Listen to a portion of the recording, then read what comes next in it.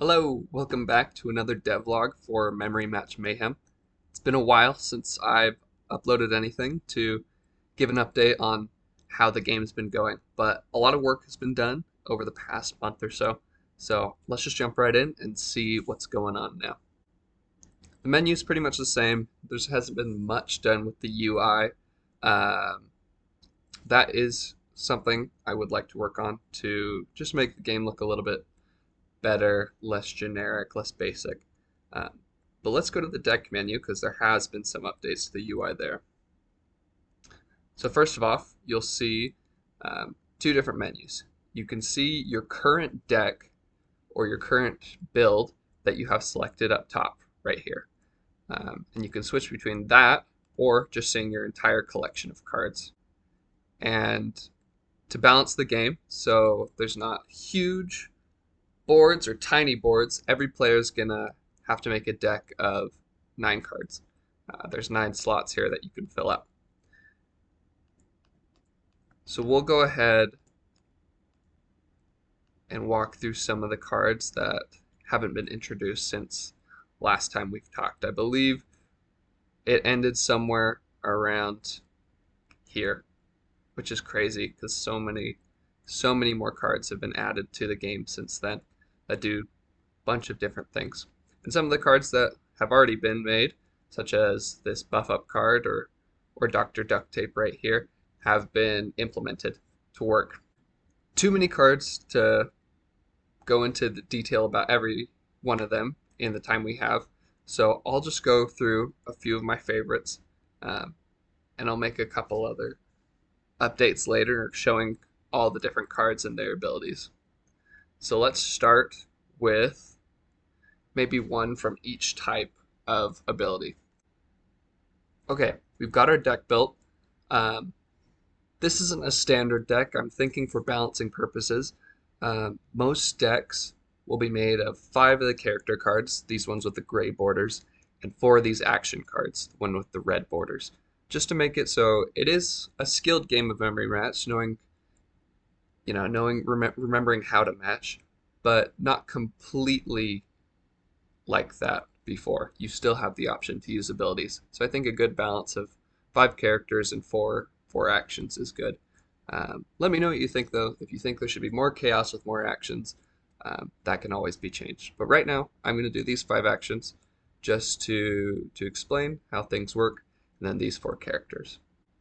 All right, here we are. A full game, a 6x6 board. Let's start matching and see what we can find.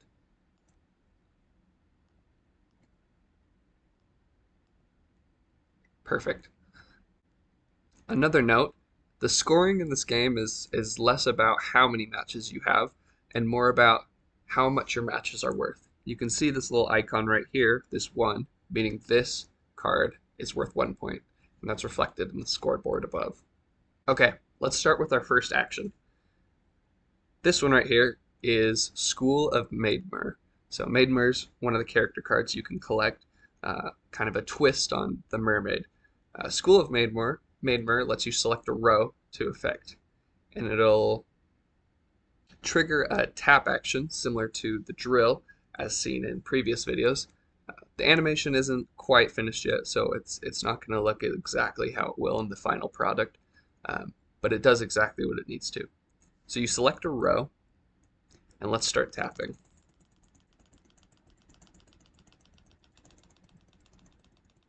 And you can see as I'm tapping, the highlighted cards are the cards that end up being selected.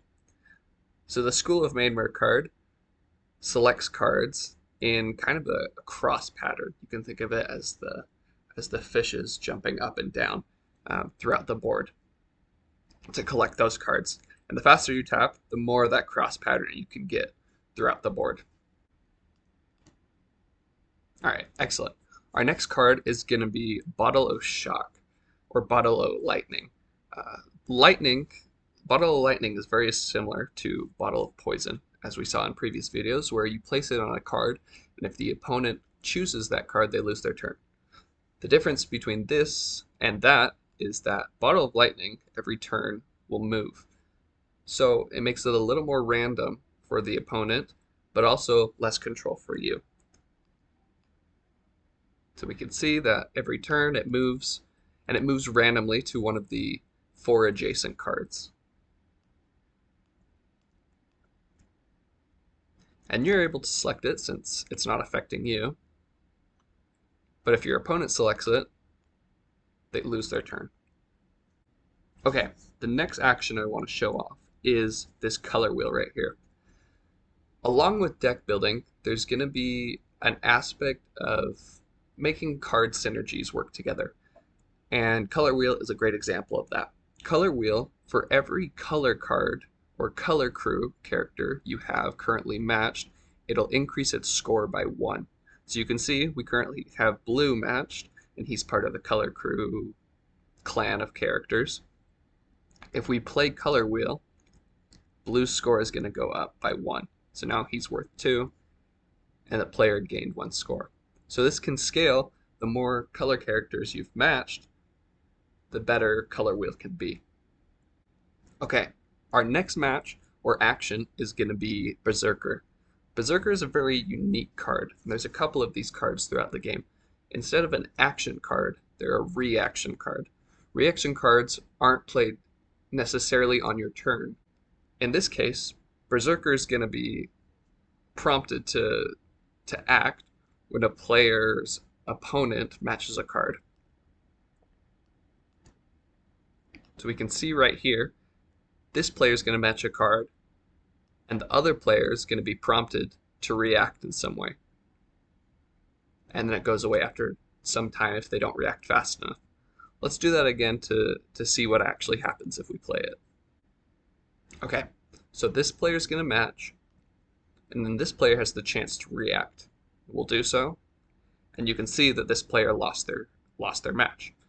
Berserker is a powerful card where you have the chance to make it so when an opponent gains a match, they immediately lose it to the discard. But luckily, there can be a solution to that with our next card we'll look at. All right, you can see this player over here is now matched Dr. Duct Tape. Dr. Duct Tape looks at all the cards in the discard pile and randomly regenerates 1 match and puts it in your matches. So we can see, if we play that, the last card that was discarded was, I believe, a red card, and we got it back. So there's plays and counterplays to all the different actions that you're able to collect throughout the game. We're back in the deck menu, so we can look at a couple other actions that have been created. For instance, some of these guys allow you to interact with more card conditions. You may remember burned cards from the previous videos. Characters like Volcano Shaman allow you to flip every burned card for your turn. Cards like Hot Hands makes every card you flip this turn burned.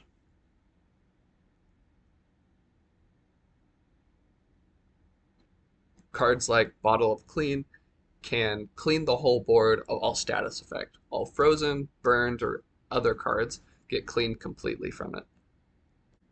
There's so many cards in the game that you can explore and figure out what they do to add some mayhem to Memory Match. The goal right now is to create about 100 cards in this game. A bunch of characters, a bunch of actions, so players are able to make the most out of their decks and create some real chaos between decks being played. I've currently got a server up and running, so online play is currently available to those who have this application. I'm looking to start stress testing that server, so if you're interested in playing at all, or you'd like to help me develop this, reach out, and I'd be happy to send you this application to see what we can make together. See how we can test this and make this the most fun for the most people. And that's really all I had today. Most of the work that has been done has been developing new cards to make exciting plays within the game. There's going to be a lot of other features and cards added in the future. So if you're interested, subscribe and I'll keep you posted on what will be added next. And as always, if you have any feedback or suggestions you'd like to make, feel free to comment below and let me know. I'd be happy to implement them and see what we can make together. That's all I had today. You guys have a great rest of your day, and we'll see you next time. Bye.